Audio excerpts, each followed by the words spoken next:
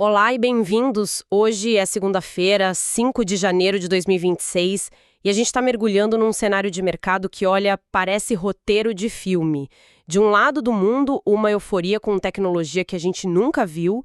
Do outro, bem aqui na nossa vizinhança, uma crise geopolítica de uma dimensão, assim, que não se via há décadas. A grande questão é, como é que essas duas realidades tão opostas podem coexistir no mesmo dia?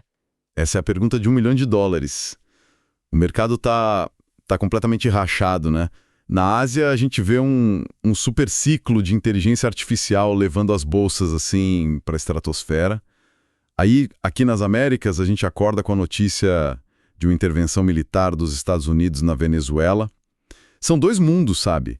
Duas narrativas disputando o fluxo de capital global em tempo real. E o Brasil, claro, bem no meio desse cabo de guerra. Nossa missão hoje é justamente essa: entender como essas forças estão se chocando e, mais importante, o que isso significa para os ativos brasileiros que estão sendo pressionados por todos os lados. Ok, vamos começar pelo evento que está sacudindo o continente, a chamada Operação Absolute Resolve. A primeira coisa que me vem à cabeça com uma notícia dessas é pânico generalizado, o mercado deveria estar vendendo tudo, o petróleo deveria estar $150, com medo de uma guerra regional se espalhando. Mas, quando a gente olha os números, a história é exatamente o oposto. O que explica essa aparente insanidade do mercado? É uma lógica fria, sabe? Quase cirúrgica. O que a gente viu foi uma operação de forças especiais americanas na Venezuela, no dia 3 de janeiro, que terminou com a captura do presidente Nicolás Maduro e da esposa dele. É a intervenção mais direta dos Estados Unidos na América Latina desde a invasão do Panamá, lá em 1989. É um evento com um peso histórico gigantesco. Mas o mercado financeiro não parece muito preocupado com a história. Exato. Ele tem uma memória curta e um foco no futuro. Totalmente. Os preços do petróleo, tanto o Brent quanto o WTI, estão caindo. Caindo. Sim, caindo. A tese que está ganhando força não é sobre o risco de conflito hoje, mas sobre a oferta de petróleo amanhã. A aposta é que, com a Venezuela sob uma nova administração alinhada aos Estados Unidos, suas reservas gigantescas, Que são as maiores do mundo, vale lembrar. exatamente as maiores do mundo, voltem com força total ao mercado. A longo prazo, isso significa o quê? Excesso de oferta. E excesso de oferta joga os preços para baixo. É impressionante. Quer dizer, em vez de reagir ao som dos canhões, o mercado está precificando um acordo político que nem existe ainda.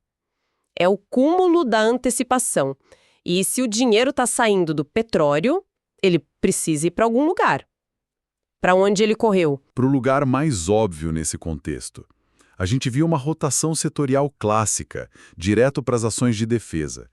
Empresas como a britânica BAE Systems, a alemã Rheinmetall, elas dispararam. A mensagem do mercado é clara: um mundo com intervenções mais assertivas, com tensões crescendo. É um mundo que vai se rearmar. Exatamente. Para esse setor, instabilidade geopolítica é o melhor dos cenários. Faz todo sentido. Agora vamos trazer essa discussão para mais perto de casa. O Brasil foi pego de surpresa no meio desse furacão diplomático e a reação do governo foi bastante forte. O presidente Lula classificou a ação americana como o cruzamento de uma linha inaceitável. Essa condenação pública coloca o Brasil em rota de colisão diplomática direta com Washington, que é, assim, simplesmente nosso segundo maior parceiro comercial. Não é uma coisa trivial. E como essa briga de gigantes se traduz para o bolso de quem investe? Onde que o investidor sente o impacto dessa tensão toda? Olha, o primeiro canal, o mais sensível, é o câmbio.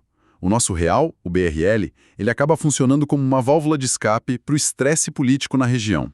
Aumentou a tensão. Aumenta a pressão de venda sobre a nossa moeda. Mas o medo real vai além da volatilidade do dia, sabe?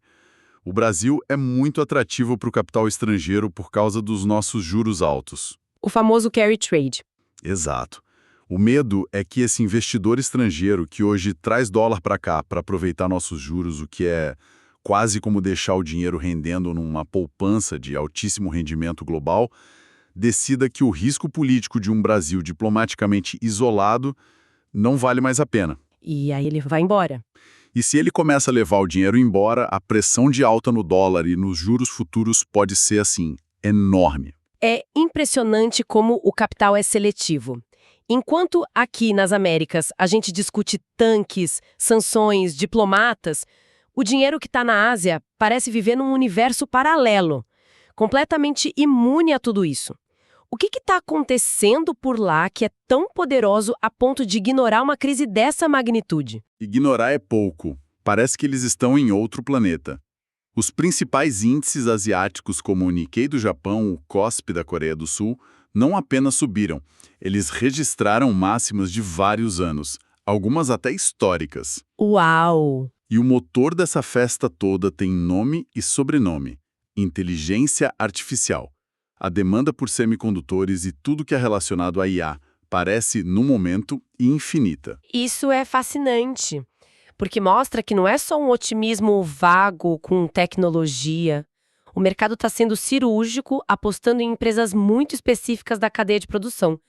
Que tipo de empresa está surfando essa onda? A gente tem exemplos concretos? Os exemplos são muito claros. No Japão, empresas que fabricam os equipamentos para testar chips, tipo a Advantest, a Tokyo Electron, subiram mais de 6% em um único dia. Na Coreia do Sul, as gigantes Samsung e SK Hynix lideraram os ganhos. A projeção que está movendo os preços é de uma super demanda por um componente específico, as memórias HBM, ou High Bandwidth Memory. E por que elas são tão importantes assim? Pensa nelas como se fosse uma super rodovia de dados para as placas de vídeo da NVIDIA. Ok. A inteligência artificial precisa processar uma quantidade absurda de informação ao mesmo tempo, e a memória RAM normal de um computador seria tipo uma estradinha de terra. A HBM é a autobahn alemã sem limite de velocidade. Uma analogia perfeita. Sem ela, a revolução da IA simplesmente não acontece nesse ritmo que a gente está vendo. Entendi. E a China? Conseguiu pegar carona nessa autobahn tecnológica ou ficou para trás? A China subiu, mas assim, de forma bem mais tímida. E isso revela outra tendência importante que está ganhando muita força, o friendshoring. Friendshoring? A ideia é que o capital, especialmente o ocidental, está preferindo fluir para os aliados estratégicos dos Estados Unidos, na Ásia, como Japão e Coreia, em vez de ir para a China. Uma crise como a da Venezuela, onde os Estados Unidos mostram força, só tende a acelerar esse realinhamento dos investimentos e das cadeias de produção. Ou seja, a geopolítica acaba influenciando até a festa da tecnologia, direcionando dinheiro para os amigos. Agora, como toda essa história global, essa esquizofrenia de mercado, está sendo pintada nos gráficos dos nossos ativos aqui no Brasil? É incrível como a análise técnica reflete a narrativa. Se a gente olha o mini dólar, o WDOG26, a gente vê o reflexo direto dessa tensão diplonótica. Tecnicamente, o preço está abaixo das médias, o que sugeriria uma tendência de queda. Mas... Tem um mais aí. Tem. Nos últimos candles, a força compradora apareceu com tudo, justamente na região de suporte de 5,450. O mercado está dizendo nos gráficos exatamente o que a gente está discutindo. O risco político está colocando um piso no dólar. Ninguém quer ficar vendido na nossa moeda com essa incerteza toda.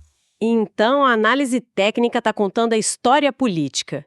E para o nosso índice da Bolsa, o mini índice WING26, a história é a mesma? Não, para o índice a perspectiva é bem mais sombria. O preço também está fraco, abaixo das médias, mas aqui a preocupação é com uma figura chamada bull trap, ou armadilha de touros. A armadilha de touros. Isso, foi uma tentativa frustrada de alta que foi revertida com muita força, sabe?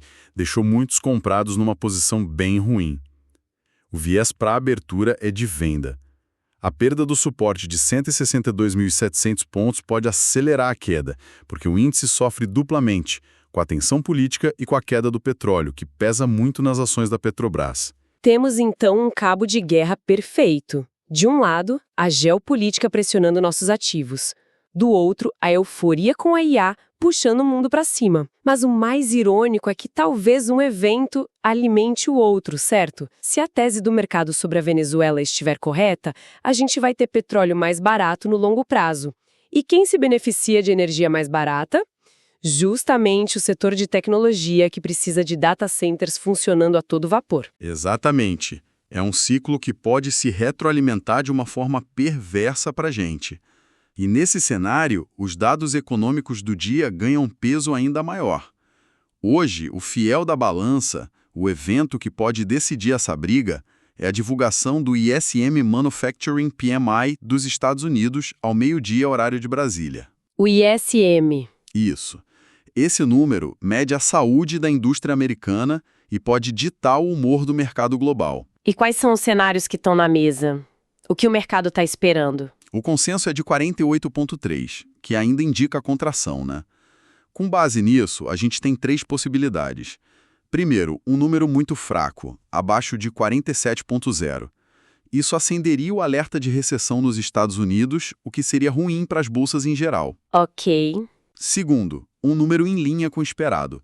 Nesse caso, nada muda e o foco volta todo para a geopolítica. E o terceiro, que é o pior cenário para ativos de risco como os nossos. Um número muito forte. Exato. Um número acima de 49,5, perto da expansão, seria péssimo. Indicaria um reaquecimento da economia americana e faria o mercado temer que o Banco Central de lá precise ser ainda mais duro com os juros. Nesse caso, o dólar e os juros americanos disparariam no mundo todo, drenando o capital de mercados como o Brasil. Seria a tempestade perfeita. Recapitulando, então, temos um mercado global dividido entre a euforia da IA na Ásia e o choque geopolítico nas Américas. E o Brasil está numa posição bem delicada, com o risco político pesando mais do que o otimismo tecnológico global. A síntese é essa. A tendência é que o nosso mercado descolhe para baixo do resto do mundo por causa desse risco específico, desse fator político. A recomendação implícita é de cautela máxima. Um viés de compra para o dólar como proteção e um de venda para o índice Bovespa, que está mais vulnerável. E, claro, todos os olhos voltados para o meio-dia, para o dado do ISM. Para fechar, toda essa análise nos deixa com uma provocação, não é? Sim, a reflexão que fica é sobre as consequências de longo prazo dessa dinâmica. Se essa tese do mercado se provar correta, intervenção na Venezuela igual a petróleo mais barato, e isso, por sua vez, turbinar ainda mais o setor de tecnologia que se beneficia de energia barata, a gente não está vendo o nascimento de uma divergência ainda mais profunda e talvez permanente nos mercados globais. Um mundo onde o capital para tecnologia se desconecta completamente do capital para commodities e geopolítica. A questão é, esses dois mundos podem continuar em trajetórias tão opostas por muito tempo, ou em algum momento um deles vai ter que ceder.